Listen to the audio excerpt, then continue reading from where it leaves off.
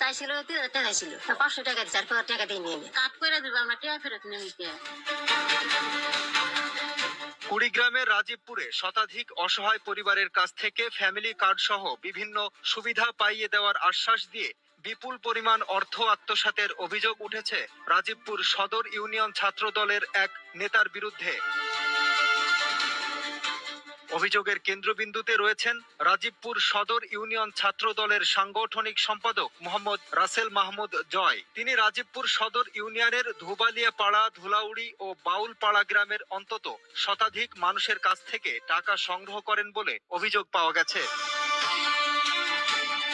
ভুক্তভোগীদের সঙ্গে কথা বলে জানা যায়, কাউকে ফ্যামিলি কার্ড, কাউকে ভাতা কার্ড, আবার কাউকে অন্যান্য সরকারি সুবিধার কার্ড দেওয়ার প্রতিশ্রুতি দিয়ে নেওয়া হয়েছে বিভিন্ন অঙ্কের টাকা। কারো কাছ থেকে নেওয়া হয়েছে 250 টাকা, কারো কাছ থেকে 1,000, 2,000, 3,000, এমনকি সর্বোচ্চ 7,000 টাকা পর্যন্ত। না, আমার কাছে 5,000 টাকা নিচ্ছি, আর আমার পোলার কাছে নিচ্ছে 1,000 টাকা, 6,000 টাকা নিচ্ছি। 1,000 টাকা দেন, ফটোকপি নিচ্ছে, আইডি কার্ডের জন্ম নিবন্ধনের সব নিয়ে গেছে।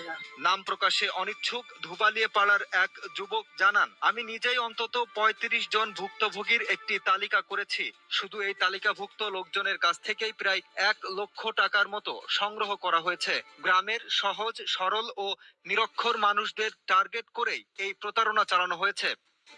এটা কাট করে দেবো, আমি থানা সাংবাদিক সংবাদ, আমি পাড়ে থেকে কার্ড পাবো।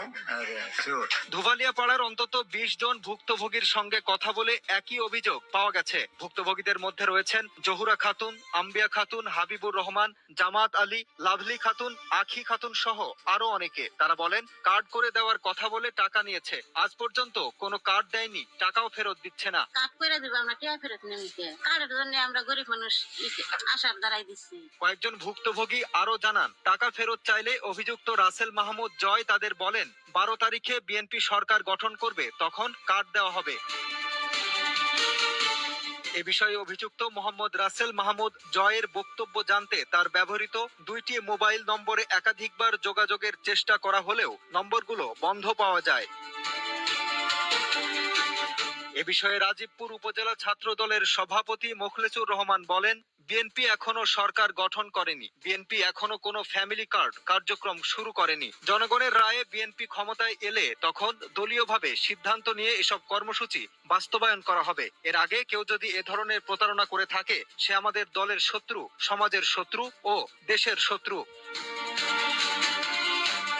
ঘটনাটি এলাকায় ব্যাপক চাঞ্চল্য সৃষ্টি করেছে। ভুক্তভোগীরা অবিলম্বে টাকা ফেরত ও অভিযুক্তদের বিরুদ্ধে আইনগত ব্যবস্থা নেওয়ার দাবি জানিয়েছেন। ইনসাফ নিউজ, সত্য প্রচারে সর্বদা প্রস্তুত।